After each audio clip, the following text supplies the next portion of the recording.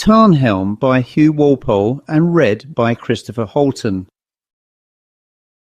I was, I suppose, at that time a peculiar child, peculiar a little by nature, but also because I had spent so much of my young life in the company of people very much older than myself. After the events that I am now going to relate, some quite indelible mark was set on me. I became then, and have always been since, one of those persons, otherwise insignificant, who have decided without possibility of change about certain questions. Some things, doubted by most of the world, are for these people true and beyond argument. This certainty of theirs gives them a kind of stamp, as though they lived so much in their imagination as to have very little assurance as to what is fact and what fiction. This oddness of theirs puts them apart. If now, at the age of 50, I am a man with very few friends, very much alone, it is because, if you like, my Uncle Robert died in a strange manner 40 years ago, and I was a witness of his death. I have never until now given any account of the strange proceedings that occurred at Faledyke Hall on the evening of Christmas Eve in the year 1890. The incidents of that evening are still remembered very clearly by one or two people, and a kind of legend of my Uncle Robert's death has been carried on into the younger generation. But no one still alive was a witness of them as I was, and I feel it is time that I set them down upon paper. I write them down without comment. I extenuate nothing. I disguise nothing. I am not, I hope, in any way a vindictive man, but my brief meeting with my Uncle Robert and the circumstances of his death gave my life, even at that early age, a twist difficult for me very readily to forgive. As to the so-called supernatural element in my story, everyone must judge for himself about that. We deride or we accept according to our natures. If we are built of a certain solid practical material, the probability is that no evidence, however definite, however first-hand, will convince us. If dreams are our daily portion, one dream more or less will scarcely shake our sense of reality. However, to my story. My father and mother were in India from my 8th to my 13th years. I did not see them except on 2 occasions when they visited England. I was an only child, loved dearly by both my parents, who, however, loved one another yet more. They were an exceedingly sentimental couple of the old-fashioned kind. My father was in the Indian Civil Service and wrote poetry. He even had his epic Tantalus, a poem in 4 cantos, published at his own expense. This, added to the fact that my mother had been considered an invalid before he married her, made my parents feel that they bore a very close resemblance to the Brownings, and my father even had a pet name for my mother that sounded curiously like the famous and hideous bar. I was a delicate child, was sent to Mr. Ferguson's private academy at the tender age of 8, and spent my holidays as the rather unwanted guest of various relations. Unwanted because I was, I imagine, a difficult child to understand.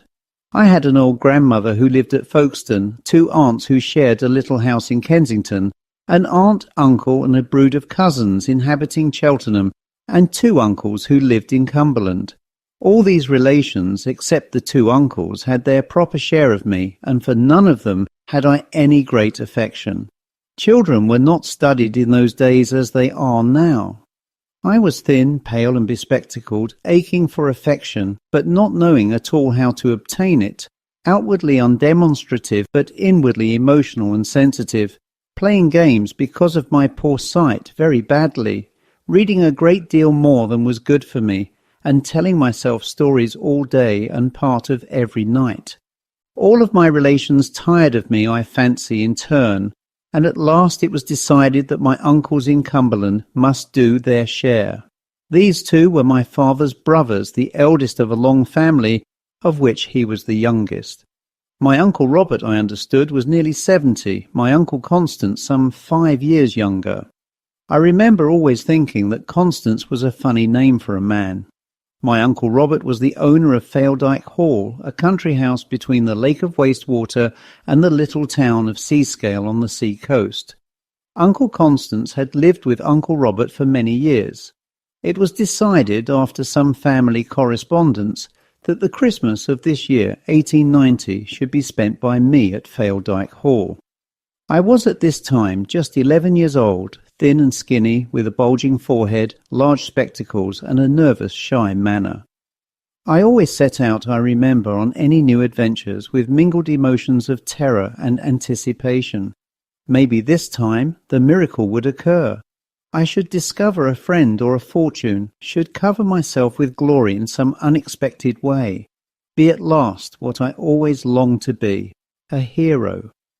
I was glad that I was not going to any of my other relations for Christmas, and especially not to my cousins at Cheltenham, who teased and persecuted me, and were never free of ear-splitting noises. What I wanted most in life was to be allowed to read in peace. I understood that at Faledyke there was a glorious library. My aunt saw me into the train. I had been presented by my uncle with one of the most gory of Harrison Ainsworth's romances, The Lancashire Witches, and I had 5 bars of chocolate cream, so that journey was as blissfully happy as any experience could be to me at that time. I was permitted to read in peace, and I had just then little more to ask of life. Nevertheless, as the train puffed its way north, this new country began to force itself on my attention. I had never before been in the north of England, and I was not prepared for the sudden sense of space and freshness that I received. The naked, unsystematic hills, the freshness of the wind on which the birds seemed to be carried with especial glee, the stone walls that ran like grey ribbons about the moors, and above all, the vast expanse of sky upon whose surface clouds swam, raced, eddied and extended as I had never anywhere witnessed. I sat, lost and absorbed, at my carriage window, and when at last, long after dark had fallen, I heard Seascale called by the porter, I was still staring in a sort of romantic dream. When I stepped out onto the little narrow platform and was greeted by the salt tang of the sea wind, my first real introduction to the North Country may be said to have been completed. I am writing now in another part of that same Cumberland country, and beyond my window the line of the fell runs strong and bare against the sky, while below it the lake lies, a fragment of silver glass at the feet of Skiddaw. It may be that my sense of the deep mystery of this country had its origin in this same strange story that I am now relating. But again, perhaps not, for I believe that first evening arrival at Seascale worked some change in me, so that since then none of the world's beauties, from the crimson waters of Kashmir to the rough glories of our own Cornish coast, can rival for me the sharp peaty winds and strong, resilient turf of the Cumberland hills. That was a magical drive in the pony trap to Faledyke that evening. It was bitterly cold, but I did not seem to mind it. Everything was magical to me. From the first I could see the great slow hump of black comb jet against the frothy clouds of the winter night, and I could hear the sea breaking and the soft rustle of the bare twigs in the hedgerows. I made, too, the friend of my life that night, for it was Bob Armstrong who was driving the trap. He has often told me since, for although he is a slow man of few words, he likes to repeat the things that seem to him worth while, that I struck him as pitifully lost that evening on the Seascale platform. I looked, I don't doubt, pinched and cold enough. In any case, it was a lucky appearance for me, for I won Armstrong's heart there and then, and he, once he gave it, could never bear to take it back again. He, on his side, seemed to me gigantic that night. He had, I believe, one of the broadest chests in the world. It was a curse to him, he said, because no ready-made shirts would ever suit him. I sat in close to him because of the cold. He was very warm, and I could feel his heart beating like a steady clock inside his rough coat. It beat for me that night, and it has beaten for me, I'm glad to say, ever since. In truth, as things turned out, I needed a friend. I was nearly asleep and stiff all over my little body when I was handed down from the trap, and at once led into what seemed to me an immense hall crowded with the staring heads of slaughtered animals and smelling of straw. I was so sadly weary that my uncles, when I met them in a vast billiard room, in which a great fire roared in a stone fireplace like a demon, seemed to me to be double. In any case, what an odd pair they were. My Uncle Robert was a little man with grey untidy hair and little sharp eyes hooded by two of the bushiest eyebrows known to humanity. He wore, I remember as though it were yesterday, shabby country clothes of a faded green colour, and he had on one finger a ring with a thick red stone. Another thing that I noticed at once when he kissed me, I detested to be kissed by anybody, was a faint scent that he had connected at once in my mind with the caraway seeds that there are in seed cake. I noticed, too, that his teeth were discoloured and yellow. My Uncle Constance I liked at once. He was fat, round, friendly and clean. Rather a dandy was Uncle Constance. He wore a flower in his buttonhole, and his linen was snowy white in contrast with his brother's. I noticed one thing, though, at that very first meeting, and that was that, before he spoke to me and put his fat arm around my shoulder, he seemed to look towards his brother as though for permission. You may say that it was unusual for a boy of my age to notice so much, but in fact I noticed everything at that time. Years and laziness, alas, have slackened my observation. I had a horrible dream that night. It woke me screaming and brought Bob Armstrong in to quiet me. My room was large, like all the other rooms that I had seen, and empty, with a great expanse of floor and a stone fireplace like the one in the billiard room. It was, I afterwards found, next to the servants' quarters. Armstrong's room was next to mine, and Mrs. Spender's, the housekeeper's, beyond his. Armstrong was then, and is yet, a bachelor. He used to tell me that he loved so many women that he never could bring his mind to choose any one of them. And now he has been too long my personal bodyguard and is too lazily used to my ways to change his condition. He is moreover 70 years of age. Well, what I saw in my dream was this. They had lit a fire for me, and it was necessary. The room was of an icy coldness, and I dreamt that I awoke to see the flames rise to a last vigour before they died away. In the brilliance of that illumination, I was conscious that something was moving in the room. I heard the movement for some little while before I saw anything. I sat up, my heart hammering, and then, to my horror, discerned, slinking against the farther wall, the evilest-looking yellow mongrel of a dog that you can fancy. I find it difficult, I have always found it difficult, to describe exactly the horror of that yellow dog. It lay partly in its colour, which was vile, partly in its mean and bony body, but for the most part in its evil head, flat with sharp little eyes and jagged yellow teeth.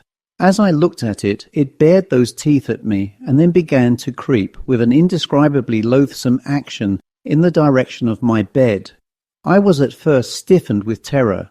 Then, as it neared the bed, its little eyes fixed upon me and its teeth bared, I screamed again and again. The next I knew was that Armstrong was sitting on my bed, his strong arm about my trembling little body.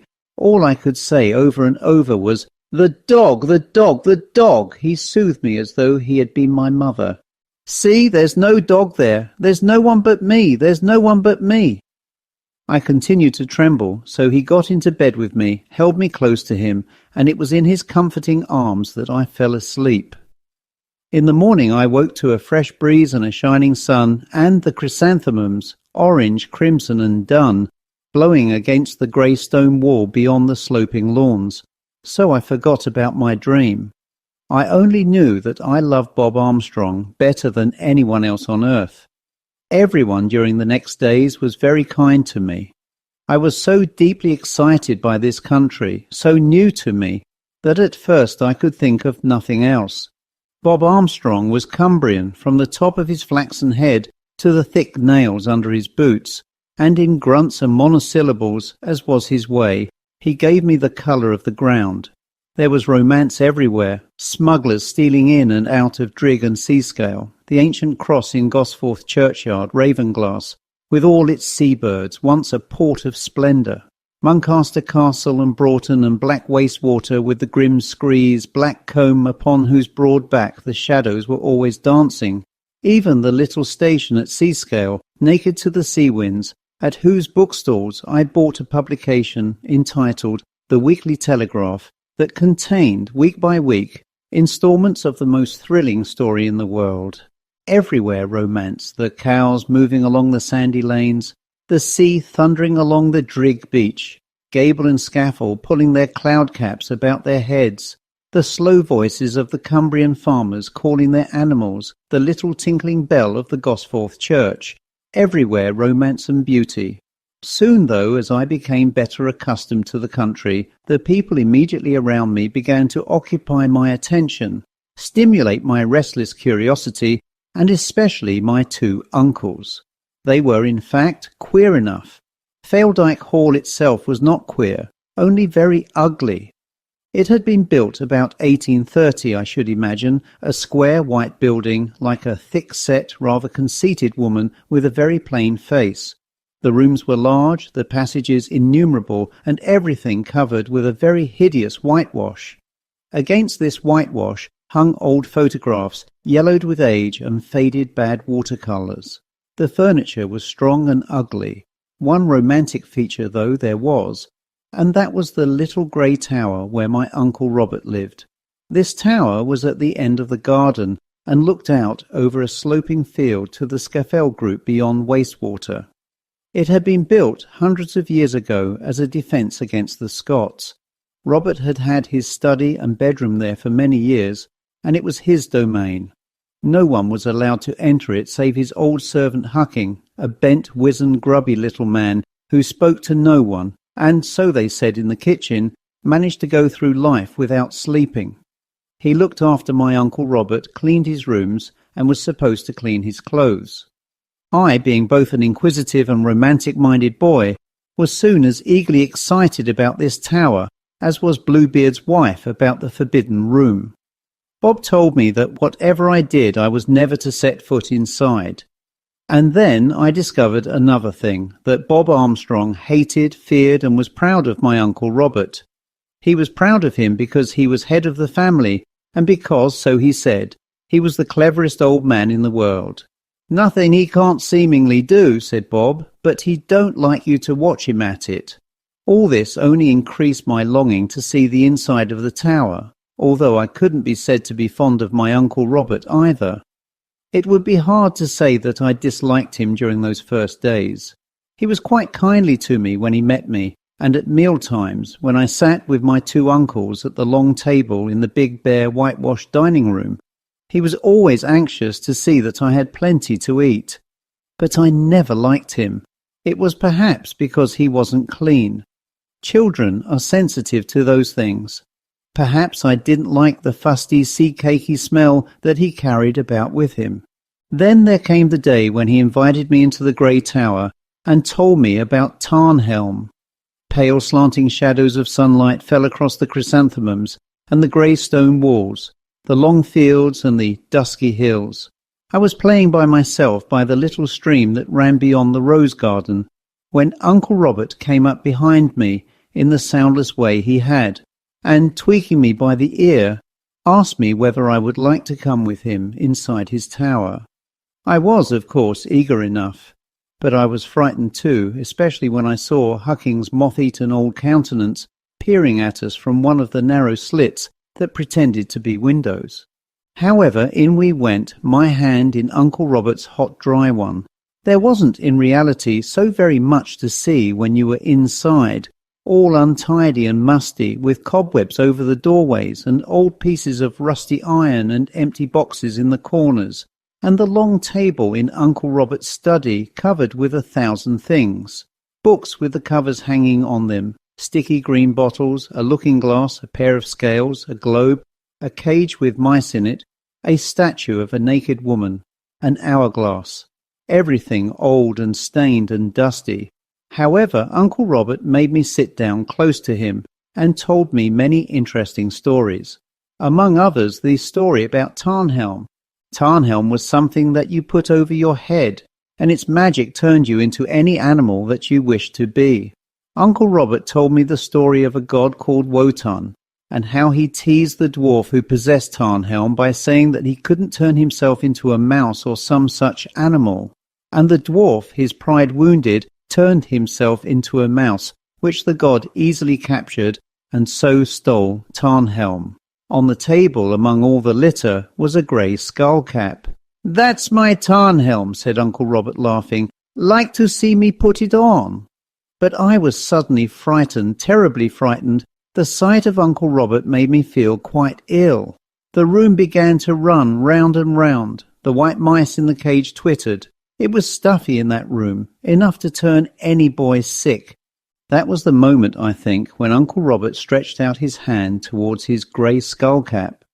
After that, I was never happy again in Felldyke Hall.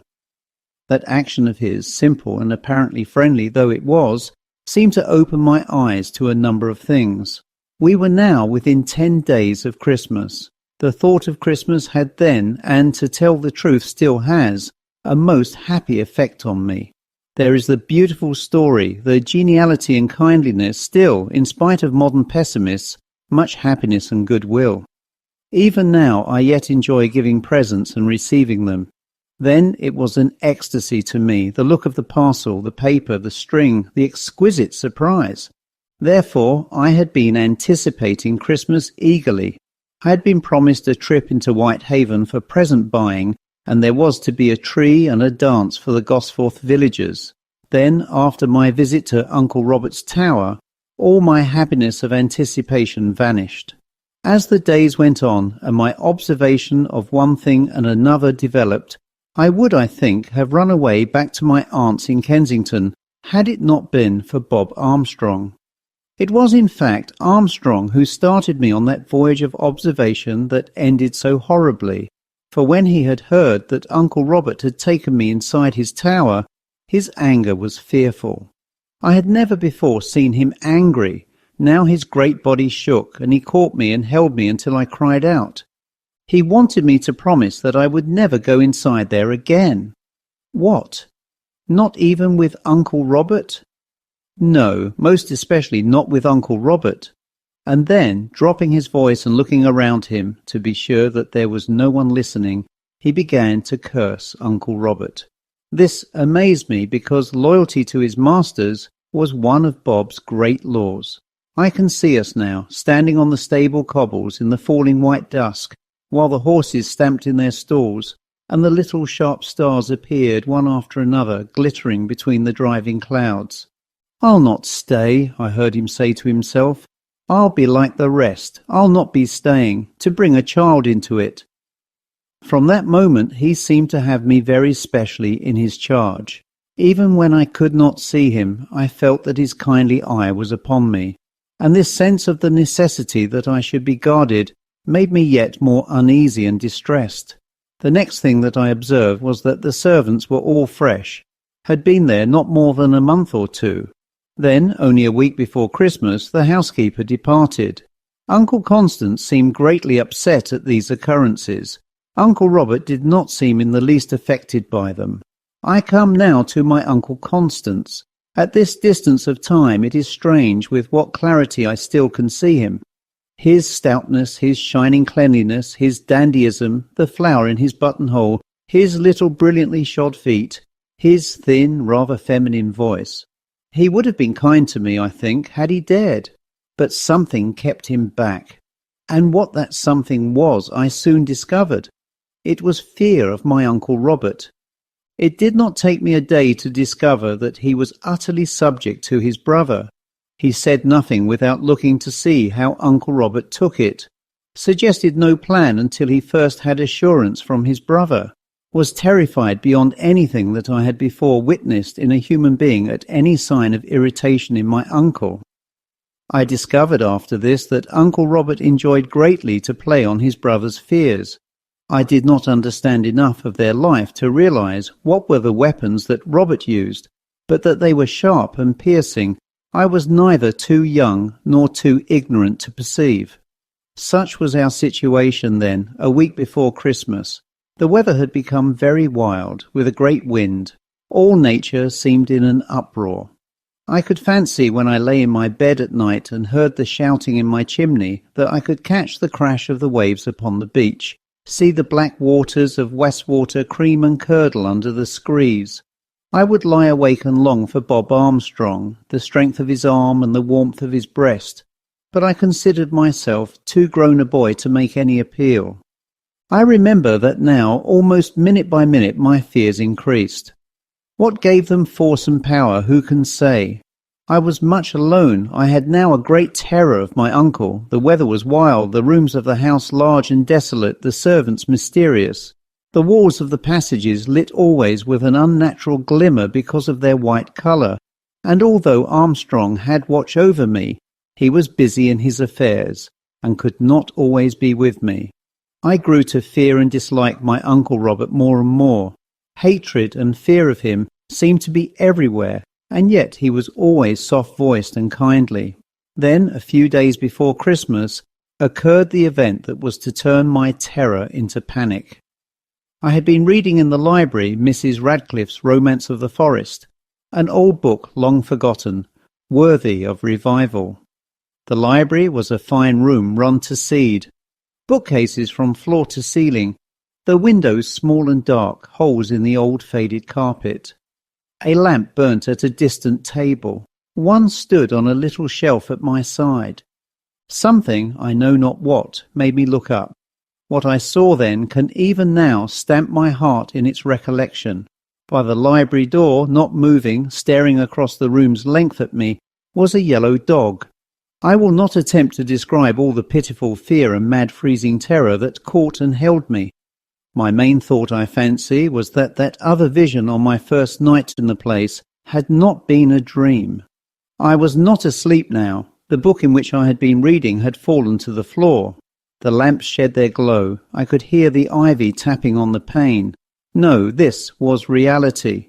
The dog lifted a long, horrible leg and scratched itself. Then, very slowly and silently across the carpet, it came towards me. I could not scream, I could not move, I waited. The animal was even more evil than it had seemed before, with its flat head, its narrow eyes, its yellow fangs. It came steadily in my direction, stopped once to scratch itself again, then was almost at my chair. It looked at me, bared its fangs, but now as though it grinned at me, then passed on. After it was gone, there was a thick fetid scent in the air, the scent of caraway seed. I think now, on looking back, that it was remarkable enough that I, a pale, nervous child who trembled at every sound, should have met the situation as I did. I said nothing about the dog to any living soul, not even to Bob Armstrong. I hid my fears, and fears of a beastly and sickening kind they were too, within my breast.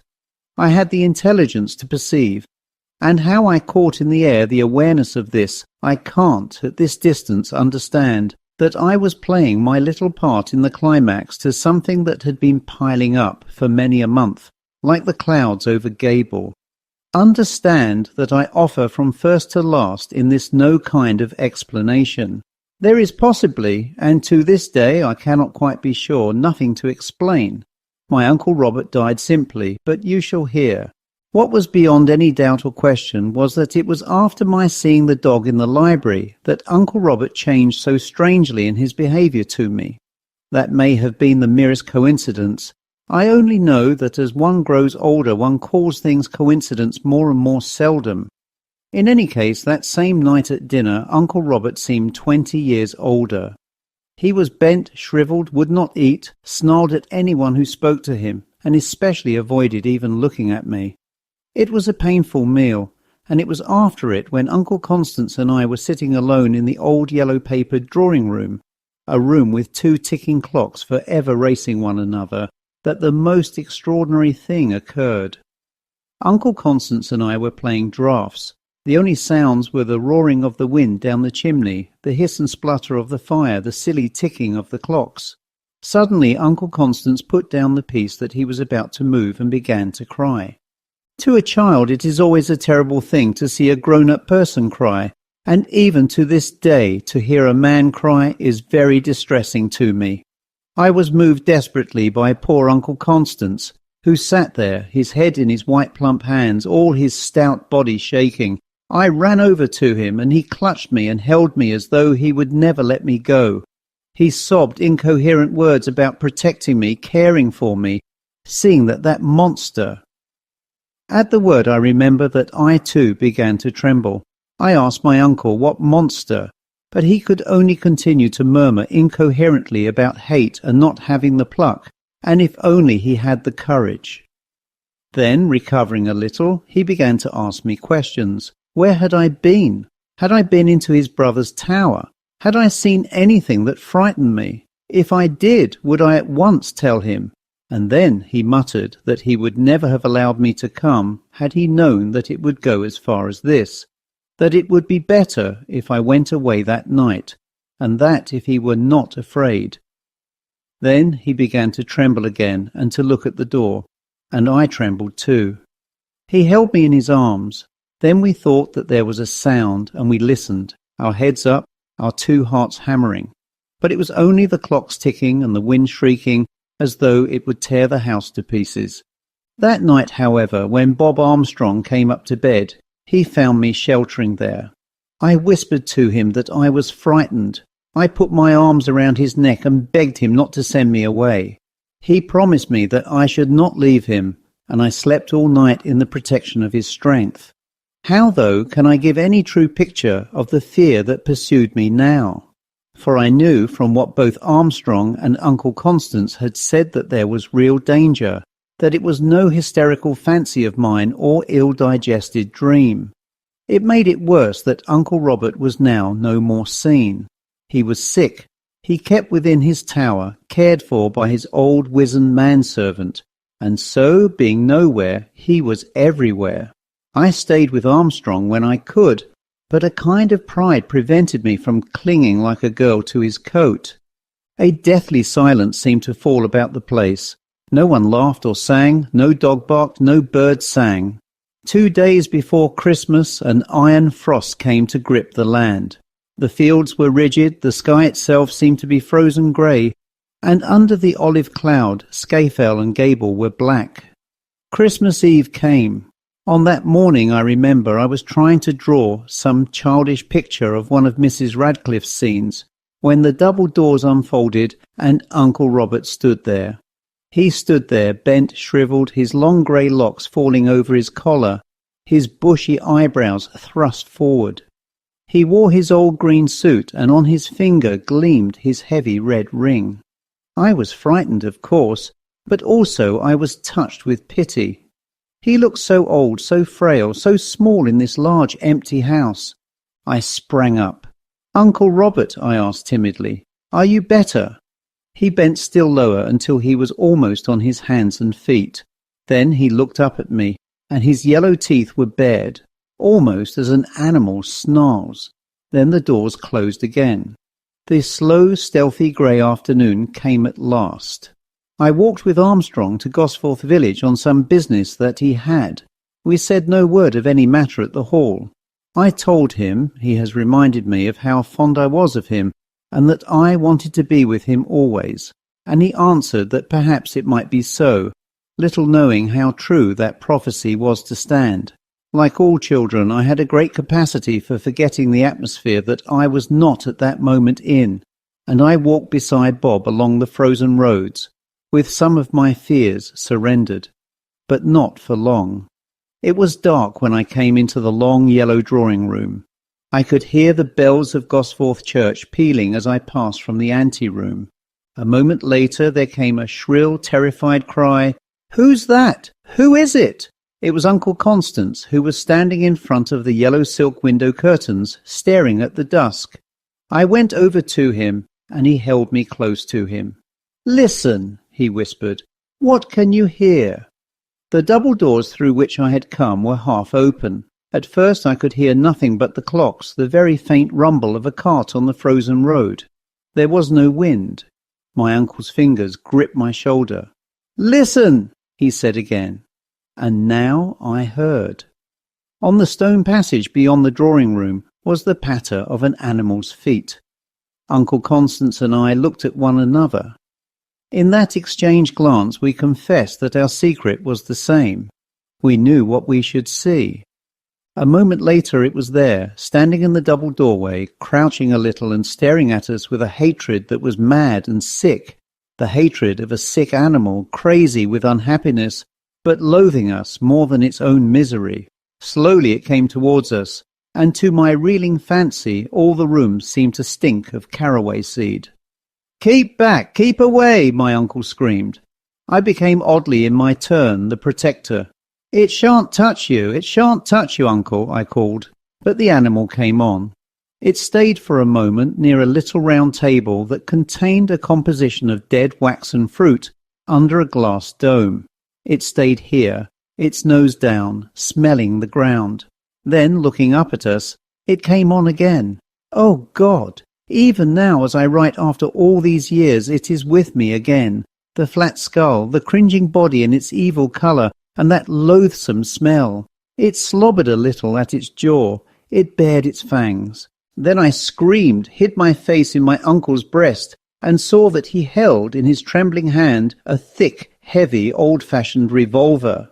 Then he cried out, "Go back, Robert! Go back!" The animal came on. He fired. The detonation shook the room. The dog turned and, blood dripping from its throat, crawled across the floor. By the door it halted, turned and looked at us. Then it disappeared into the other room. My uncle had flung down his revolver. He was crying, sniffling. He kept stroking my forehead, murmuring words. At last, clinging to one another, we followed the splotches of blood, across the carpet, beside the door, through the doorway. Huddled against a chair in the outer sitting room, one leg twisted under him, was my Uncle Robert, shot through the throat. On the floor by his side was a grey skull cap. The end.